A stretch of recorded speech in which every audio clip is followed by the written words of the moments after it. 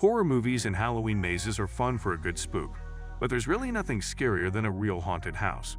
And we've got plenty of proof in the collection of true stories about real-life haunted houses. Fair warning: reading this collection of scary haunted house stories in the dark or by yourself is likely to keep you up all night, as was the case for me. At the very least, these creepy houses will send a chill down your spine, even if you consider yourself the bravest of the brave. In today's video, we will be showing you disturbing true house stories. Without further ado, let's begin. The LEMP in Ansion in St. Louis, Missouri. Starting strong with a very scary house, the LEMP Mansion in St. Louis, which is known to be one of the most haunted places in America due to its tragic history and links to a wealthy beer baron. Adam Johann Lemp, a German immigrant, was the first person to produce and sell lager-style beer in the U.S. He stored the barrels in an underground cave system beneath the city to keep them cool under pre-modern refrigeration. It was successful, but his son, William Lemp, is the one who really brought it to the next level. In the 1860s, William Lemp wanted to live closer to the industrial plant and start a family with his wife Julia.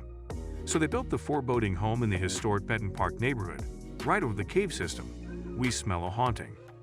Everything seemed to take a turn for the worse in the new millennium, and William Lemp died by suicide in 1904 after his favorite of 5 sons, Frederick, died tragically due to complications of tuberculosis. A few years later, his wife also died of cancer in the house. In 1920, the youngest daughter, Elsa Lemp, mysteriously died in her home, not the Lemp Mansion. Then, in 1922, after running the company for years and seeing it flounder during the Prohibition era, William Lemp Jr. shot himself in the same room William Sr. died in. One of William Jr.'s brothers, Charles Lemp, lived in the home from the 1930s until 1949 when he shot his own dog in the basement of the home before dying by suicide in his room. 1000 Lombard Street in San Francisco, California. Socialite, journalist, and famed party host Patricia Montandon moved into an apartment on San Francisco's famous Crooked Block, Lombard Street, in 1960. She lived happily in her Russian Hill abode for 8 years, until things began to go awry following an astrology-themed party she hosted in the apartment. In her memoir, The Intruders, Montandon attributes a series of hauntings that culminated in a corporal tragedy to the bizarre behavior of a disgruntled tarot card reader who may have cursed the apartment the night of that fateful party. From eerier laughter and faint music seemingly coming from within the apartment on repeat, to constant rushes of cold winds despite locked doors and windows, and strange disembodied footsteps, the paranormal events were stacking up quickly.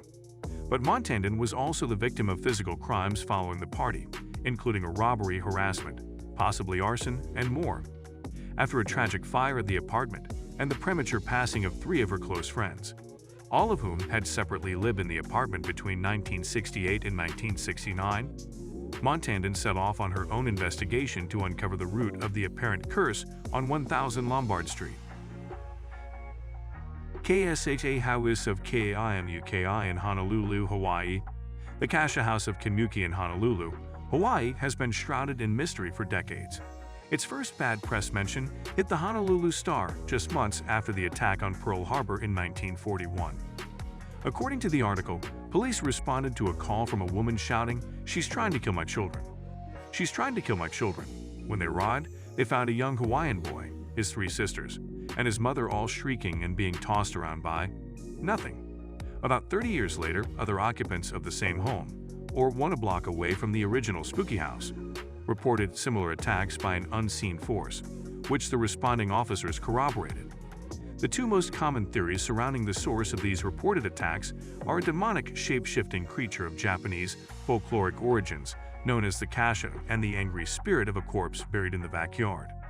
Though it has since been torn down and replaced by condos, the dark energy still lingers, according to locals and residents. ACKLEY House in NYACK, New York. Nicknamed ACKLEY House after its one-time occupants, the ACKLEY family, as classic Queen Anne, sits on the Hudson River across from Sleepy Hollow, New York. The many ghosts who roamed the halls of One Levada Place were nothing but friendly, though they were active enough to inspire the matriarch, Helen ACKLEY, to write a national article about them in Reader's Digest. The article gained enough momentum that the house became a stop on local ghost tours, which ended up having some not-so-great ramifications when it came time to sell the home in the late 1980s. The Ackleys found themselves entangled in a legal battle over whether or not they should have disclosed the haunted nature of the house to the Stambosky family. In a landmark legal decision now referred to as the Ghostbusters ruling, Ackley House was deemed haunted by the New York Supreme Court, and the buyers were able to pull out of the sale while also getting half of their down payment back. One Laveda place has since been home to several celebrities, including musician Ingrid Michaelson. Chop Chop House in Boise, Idaho.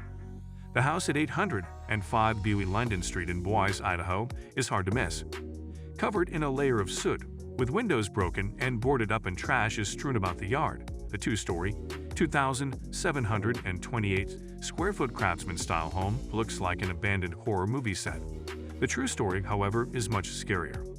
Locals refer to it as the Boise Murder House, or even more eyebrow-raising, the Chop Chop House, which is a glib reference to the gruesome homicide that took place there more than 3 decades ago. According to many who've lived in the neighborhood or even rented out a room in the house itself, the basement in particular exudes some haunted energy. There have been reports of shadowy figures appearing and disappearing out of nowhere, strange liquid oozing down the walls, and more. Grey Gardens in East Hampton, New York. The Grand East Hampton estate, known as Grey Gardens, has a fascinating history with many ups and downs. The 4 acres of land the home now sits on is in the Georgica Beach section of East Hampton, one of the most expensive regions in the world, and it was purchased by a wealthy couple in 1895 before the home was built in the early 1900s. By 1913, it was sold to the president of a coal company whose wife, Anna Gilman Hill, imported ornate concrete walls from Spain to enclose the garden. The house was called Grey Gardens because of the color of the dunes, the cement garden walls, and the sea mist. Later, in 1923, the home was sold to Edith Bouvier Beale, the parental aunt of Jackie Onassis Kennedy and Lee Radziwill, and her family. After a series of misfortunes and financial losses, the home fell into disrepair and was overrun by cats and raccoons, and perhaps something else not of this realm. Partially because Big Eddie Beale and her daughter, Little Edie Beale, couldn't afford to maintain the mansion on their own.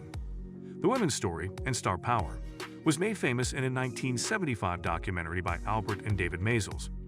Big Eddie held onto the property until her death in 1977, and her spirit is said to remain at Grey Gardens, watching over the house. Among the believers is author and journalist Sally Quinn, best known for her column in the Washington Post, who purchased the home from Little Edie in 1979, and she swears that it's haunted. So guys, let me know your thoughts in the comments section below.